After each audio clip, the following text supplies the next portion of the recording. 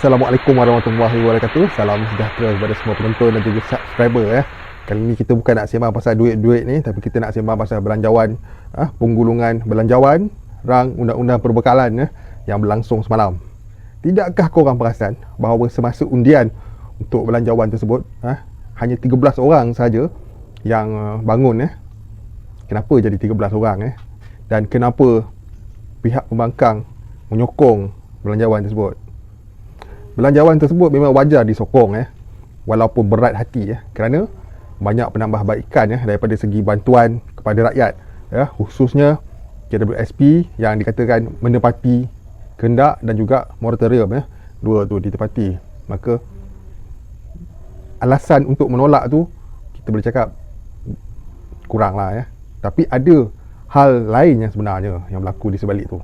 Yang sebenarnya pihak pembangkang ni tidak mahu dilihat sebagai menolak kehendak rakyat Okey, walaupun mereka lebih banyak yang menyokong daripada yang membantah tu bantahan secara dasarnya, tapi mereka terpaksa membuat begitu mereka terpaksa kerana ingin menunjukkan kepada rakyat bahawa mereka menyokong belanjawan tersebut. Namun sebenarnya belanjawan tersebut belum lagi selamat sebab apa yang berlaku semalam ialah disokong secara dasarnya tapi secara jawatan kuasanya belum Jadi aku nak cerita sikit apa itu jawatan kuasa yang dimaksudkan. Okey Perbincangan di peringkat jawatan kuasa ni bermaksud jawatan kuasa iaitu setiap agihan tu akan disalurkan kepada kementerian-kementerian yang tertentu jadi pada peringkat tersebutlah akan diadakan satu lagi undian untuk menentukan sama adanya betul-betul sahih diluluskan ataupun tidak. Boleh dilaksanakan ataupun tidak.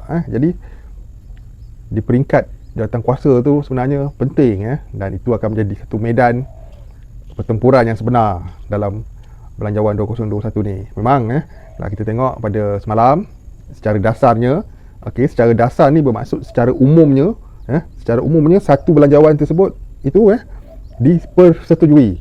Namun dia akan dibawa ke atas untuk dibincang dan diperincikan oleh jawatan kuasa yang terlibat contoh Kementerian Kesihatan, satu jawatan kuasa, Kementerian Dalam Negeri, satu jawatan kuasa dan setiap jawatan kuasa ni ada wakil dan ada pihak yang akan membangkangnya dan akan turut dibahas di Dewan Rakyat juga jadi kena ingat pada peringkat jawatan kuasa nanti akan berlaku perbahasan yang aku rasa lagi dahsyat untuk meluluskan sesuatu peruntukan tu secara muktamad. Jadi kalau kita nak kaitkan dengan isu KWSP, memang secara dasarnya apa yang dikatakan oleh Menteri Kewangan itu ialah fakta daripada beliau. Tetapi perkara tersebut akan turut dibincangkan di peringkat jawatan kuasa. Yang mana di peringkat jawatan kuasa nanti akan ditentukan akan dibahas, akan dibangkang dan akan ditentukan sama ada ianya kekal ataupun diubah-ubah. Begitu juga dengan kementerian-kementerian lain setiap peruntukan yang disalurkan akan dibahas sekali lagi di peringkat jawatan kuasa sebelum ianya betul-betul diluluskan. Jadi apakah kesimpulan yang kita boleh dapat daripada semua ni?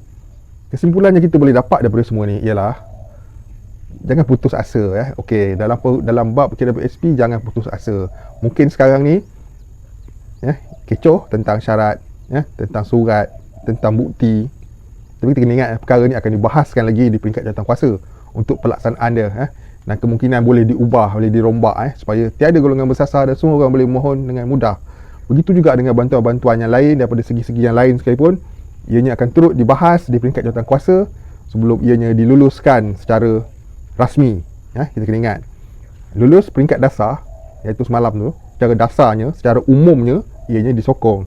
Tapi diluluskan itu belum tentu lagi kerana ia akan dibahas di peringkat jawatan kuasa Jadi kita kena ingat apa tugas jawatan kuasa Jawatan kuasa ni ialah pelaksana penerima dan pelaksana yang akan melaksanakan, dan sesuatu hal tu akan dibantah, dibangkang sekiranya ia tidak menepati, tidak memuaskan hati jadi tak kira daripada segi apa pun dalam belanjawan tersebut akan dibahas dalam peringkat jawatan kuasa. Jadi kita jangan terlalu gembira jadi kita jangan terlalu gembira dengan sokongan yang diberi pada belanjawan itu pada secara dasarnya ia disokong yang mana perkara-perkara yang berkaitan dengan kepentingan rakyat disokong Tapi bagaimana dengan hal-hal yang berkaitan dengan peruntukan kepada agensi-agensi yang lain, kementerian-kementerian lain, benda tu akan dibahas sebelum diluluskan.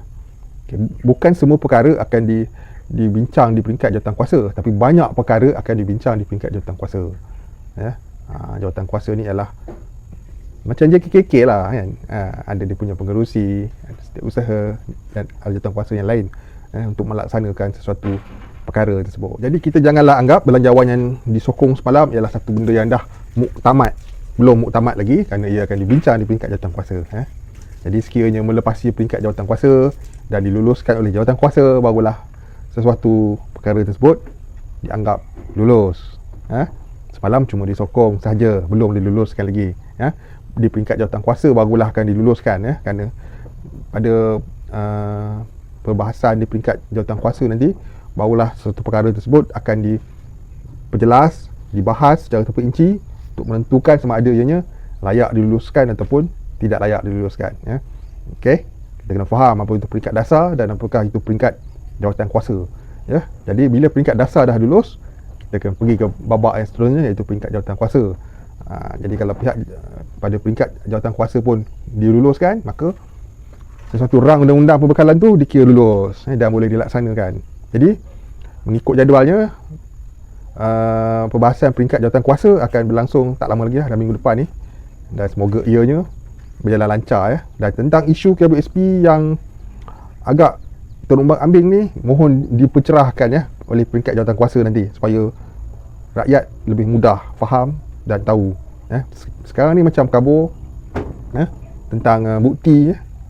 Bukti nak memohon pun kena ada bukti. Jadi benda tu harus diperjelaskan, sebab syarat asalnya ialah tanpa syarat.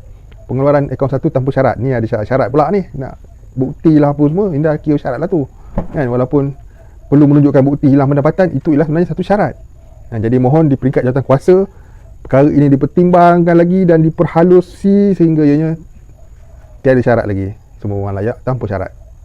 Sebagaimana I lestari, diharap I sinar pun macam tu juga. Dan semoga di peringkat jawatankuasa nanti perkara ni akan lebih diperjelaskan, ditentukan dengan lebih mantap lagi. Okey. Dan seperti biasa, terima kasih kerana menonton. Salam subscribe dari aku. Assalamualaikum warahmatullahi wabarakatuh. Kita nantikan apakah yang berlaku pada hari perbahasan peringkat jawatankuasa. Assalamualaikum warahmatullahi wabarakatuh. Salam sejahtera. Bye bye.